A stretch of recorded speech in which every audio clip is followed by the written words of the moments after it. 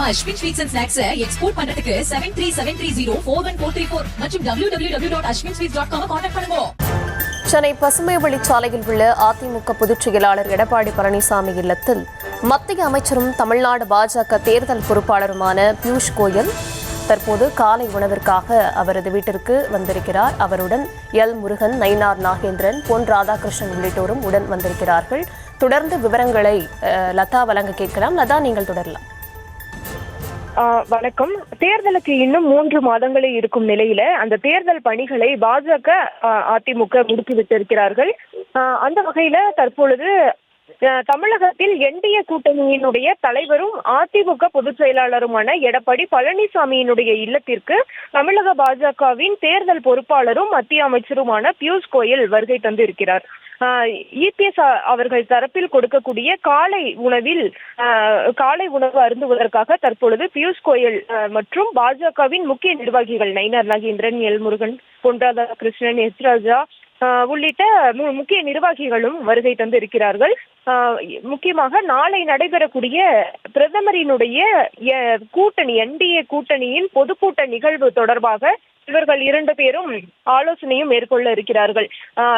யாரையெல்லாம் மேடை ஏற்றுவது, அது எப்படி கொண்டு வருவது, அதை எப்படி முதலில் யாரை பேச வைப்பது, இரண்டாவதாக யாரை பேச வைப்பது, விஷயங்களை அதில் அறிவிக்க வேண்டும், இப்படியான பல்வேறு விஷயங்களையும் அவர்கள் ஆலோசனை மேற்கொள்ள இருப்பதாகவும், மேலும் கூட்டணியை வலுப்படுத்துவது, அதாவது தேமுதிகவை கூட்டணிக்குள் கொண்டு வருவது உள்ளிட்ட பல்வேறு விஷயங்கள் தொடர்பாகவும் இவர்கள் ஆலோசனை மேற்கொள்ளலாம், தேர்தல் வியூகங்கள் தொடர்பாகவும் இவர்கள் ஆலோசனை மேற்கொள்ளலாம் என்ற ஒரு எதிர்பார்ப்பு இருக்கிறது. இருப்பினும் கூட இது ஒரு கேட்டசி, ஒரு மரியாதை நிமித்தமான ஒரு சந்திப்பாகவே இதை நாம புரிந்து கொள்ளலாம். ஏனென்றால் 3 நாள் பயணமாக வருகை தந்திருக்கக்கூடிய பியூஷ் கோயல் கூட்டணி கட்சியை சேர்ந்த ஒவ்வொரு தலைவர்களையும் சந்தித்து மரியாதை நிமித்தமான ஒரு சந்திப்பாகவும், அவர்கள் கூட்டணியில் இருக்கிறார்கள் என்பதை உறுதி செய்யக்கூடிய வகையிலான ஒரு சந்திப்பாகவுமே அவர் கூட்டணி கட்சியை சார்ந்த தலைவர்களை எல்லாம் தொடர்ச்சியாக சந்தித்து வருகிறார். நேற்றைய தினம் கூட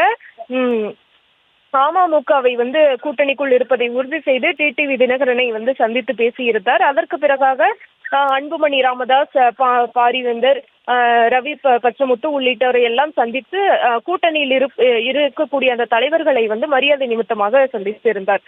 இதற்கிடையே தற்பொழுது எதிர்கட்சி தலைவரும், அதாவது என்டிஏவினுடைய தமிழகத்தில் என்டிஏவினுடைய தலைவரும் அதிமுக பொதுச் செயலாளருமான எடப்பாடி பழனிசாமியை தற்பொழுது மரியாதை நிமித்தமாக சந்திப்பதற்காக பியூஷ் கோயல் பசுமை வழி சாலையில் உள்ள இபிஎஸ்னுடைய இல்லத்திற்கே வருகை தந்து இருக்கிறார்.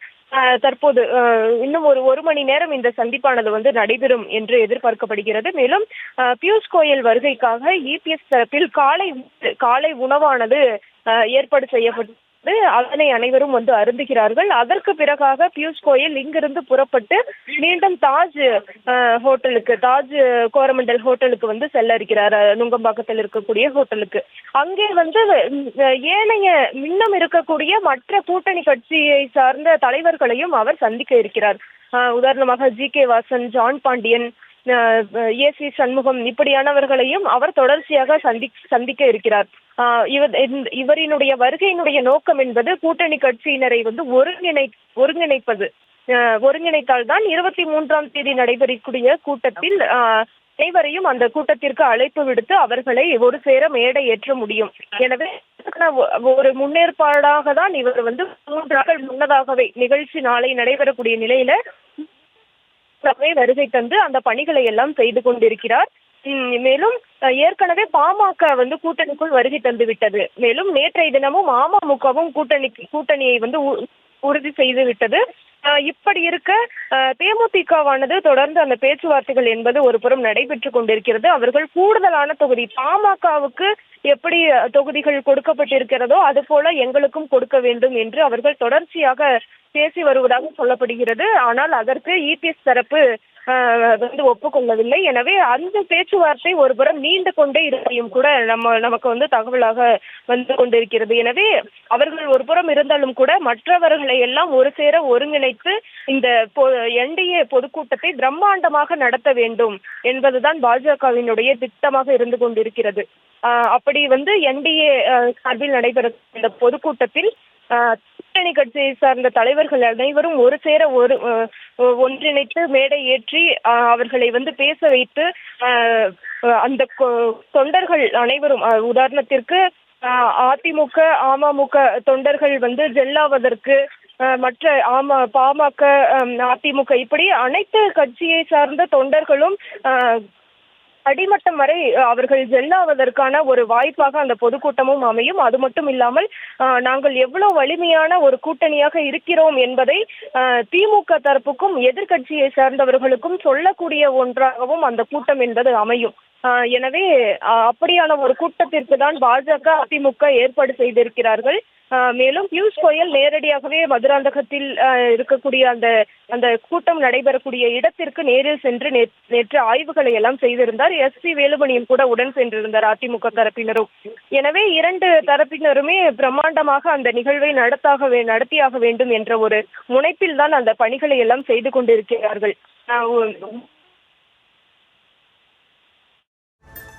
பியூஷ் கோயல் எடப்பாடியினுடைய இல்லத்திற்கு வருகை தந்திருக்கிறார். கடந்த முறை அவர் வருகையின் போது கூட இல்லத்திற்கு வருவார் என்றெல்லாம் இருப்பினும் அவர் தனியார் விடுதியில் தான் இருவரும் சந்தித்து பேசியிருந்தார்கள். இல்லத்திற்கு வரவில்லை. இப்படி இருக்க இன்றைய தினம் இவர்கள் இல்லத்திற்கு வருகை தந்திருக்கிறார். மேலும் இபிஎஸ் தரப்பில் காலை விருந்தானது பியூஷ் கோயலுக்கு ஏற்பாடு செய்யப்பட்டிருக்கிறது. அந்த காலை உணவிலும் அவர் வந்து கலந்து கொள்கிறார்.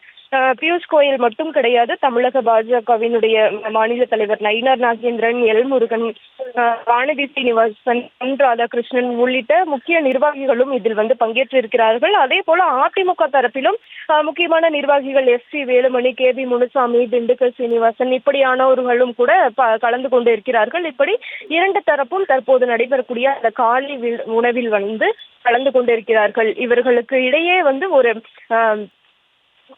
ஒரு கர்ட்டசி விசிட்டாகவே தான் தற்பொழுது இதை நாம் பார்க்க வேண்டும். மேலும் இந்த சந்திப்பின் போது தேர்தலை ஒட்டிய பல்வேறு விஷயங்களையும் கூட இவர்கள் ஆலோசிக்கப்படலாம் என்ற ஒரு எதிர்பார்ப்பு இருக்கிறது. ஏனென்றால் இன்னும் தொகுதி பங்கீடு என்பது தொடர்ந்து கொண்டேதான் இருக்கிறது. எதன் கூட்டணிக்குள் வந்தாலும் கூட தொகுதி பங்கீடு இன்னும் இறுதி செய்யப்படாத ஒன்றாகவே இருக்கிறது. எனவே அந்த விஷயங்கள் எந்த கட்டத்தில் இருக்கிறது, மற்ற கூட்டணி கட்சிகளுக்கு எவ்வளவு தொகுதிகள் என்பது எந்தெந்த கட்டத்தில் இருக்கிறது, தேமுதிகவினுடைய நிலைப்பாடு என்ன, அவர்கள் கூட்டணிக்குள் ஈர்க்க என்ன வழிவகை செய்யலாம், இப்படியான பல்வேறு விஷயங்களையும் கூட அவர்கள் ஆலோசிப்பார்கள் என்ற எதிர்பார்ப்பும் இருந்து கொண்டிருக்கிறது. மேலும் முக்கியமாக பிரதான விஷயம் என்பது பிரதமரினுடைய நிகழ்ச்சி பற்றிய விஷயம்தான். எனவே நாளை நடைபெறக்கூடிய மதுராந்தகத்தில் நடைபெற இருக்கும் அந்த பொதுக்கூட்ட நிகழ்வு பற்றிய விஷயங்களையும் இவர்கள் ஆலோசிக்கப்படுவார்கள். ஏற்பாடுகள் எந்த வேகத்தில் நடந்து கொண்டிருக்கிறது, எவ்வளவு பேர் பங்கேற்பார்கள், என்னென்ன விஷயங்களை எல்லாம் இரண்டு தரப்பும் நாம வந்து செய்ய வேண்டும், மேடையில் யாரை ஏற்ற வேண்டும், யார் எந்த பக்கம் உட்கார வேண்டும், யாரை எல்லாம் பேச வைக்க வேண்டும், இப்படியான பல்வேறு விஷயங்களையும் இவர்கள் வந்து ஆலோசிக்க இருப்பார்கள். எனவே நாளை நடைபெறக்கூடிய அந்த பொதுக்கூட்டத்தை மையமாக வைத்துதான் இந்த பல்வேறு பேச்சுவார்த்தைகள் எல்லாம் நடைபெற்று கொண்டிருக்கிறது. அதன் ஒரு பகுதியாக தான் இபிஎஸ்னுடைய இல்லத்திற்கு பியூஷ் கோயல் தற்பொழுது வருகை தந்து அந்த காலை உணவிலும் பங்கேற்று இருக்கிறார்.